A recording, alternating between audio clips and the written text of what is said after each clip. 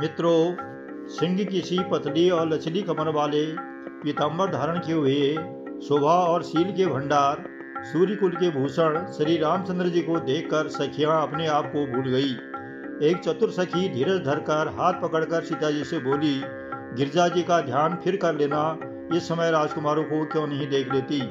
तब सीता जी ने सकुचाकर नेत्र खोले और रघुकुल के दोनों सिंहों को अपने सामने खड़े देखा। नख से सिक तक श्री राम जी की शोभा देखकर और फिर पिताजी का प्रण याद करके उनका मन बहुत शुद्ध हो गया। जब सखियों ने सीता जी को प्रेम के बस देखा तब सब भयभीत होकर कहने लगी, बड़ी देर हो गई, अब चलना चाहिए, कल इसी समय फिर आएंगे। ऐसा कहकर एक सखी मन में हंसी। सखी की यह रहस्यमयी वाणी सुनकर सीता जी सकुचा गई। देर हुई जान उन्हें माता का भय लगा। बहुत धीरज धरकर वे श्री राम जी को हृदय में ले आई। मृग, पक्षी और वृक्षों को देखने के बहाने सीता जी बार बार मुड़कर देखती हैं और श्री राम जी की छवि देख देख कर उनका प्रेम बढ़ता ही जा रहा था। शिव जी के धनुष को कठोर जानकर वे मन में विलाप करती हुई हृदय में श्री राम जी की सांवली मूर्ति को रखकर चली। सीता जी पुनः भवानी जी के मंदिर में गई और उनके चरणों की वंदना करके हाथ जोड़कर बोली। शेष अगले अंक में आइए सुने रामचरितमानस बालकांड दोहा संख्या 233 से दोहा संख्या 234 और आगे की 4 चौपाई। के हरि कट पट पीत धर सुषमा शील निधान, देखि भानु कुल भूषण ही बिसरा सखिन अपान।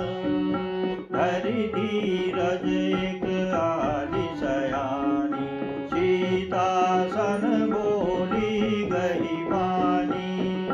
बहुरी गौरी कर ध्यान करे हो, भूप किशोर देखी किन लेहु।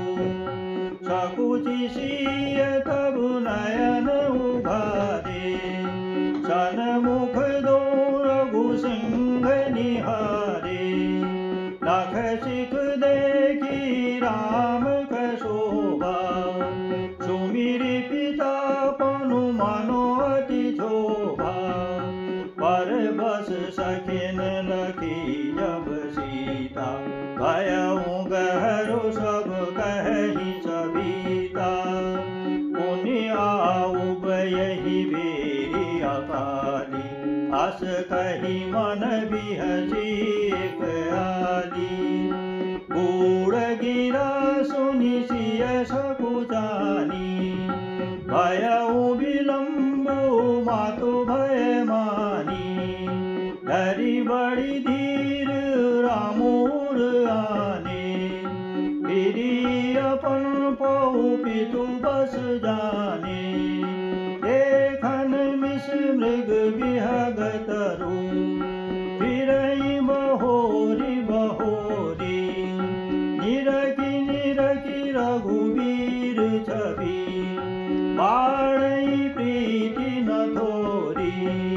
जानी कठिन शिव चाप विशूर, चली राखी उर श्यामल मूरति। प्रभु जब जात जानकी जानै, सुख स्नेह शोभा गुण खानी। परम प्रेममय मृदुमति कीनी, चारु चित भीति लिखि लीनी। गई भवानी भवन बहोरी, बंदी चरण बोली कर जोरी। मंगल भवन मंगल हारी, उमा सहित जेहि जपत पुरारी। दीन दयाल मिलत संभारी, हरहु